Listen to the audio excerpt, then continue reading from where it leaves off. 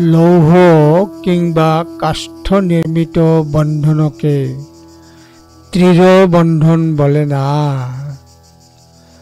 স্ত্রী পুত্র কন্যার প্রতি আসক্তিয়েই দৃঢ় বন্ধন। ধম্মপদ 345।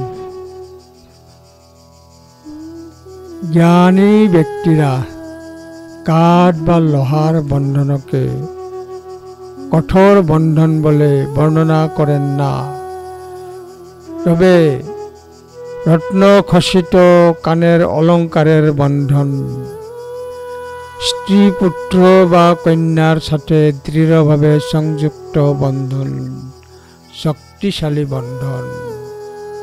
ধম্মপদ 345।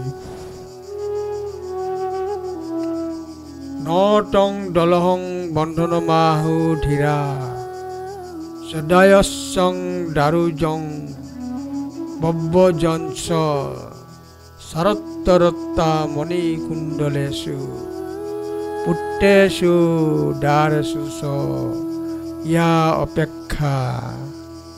ধম্মপদ 345।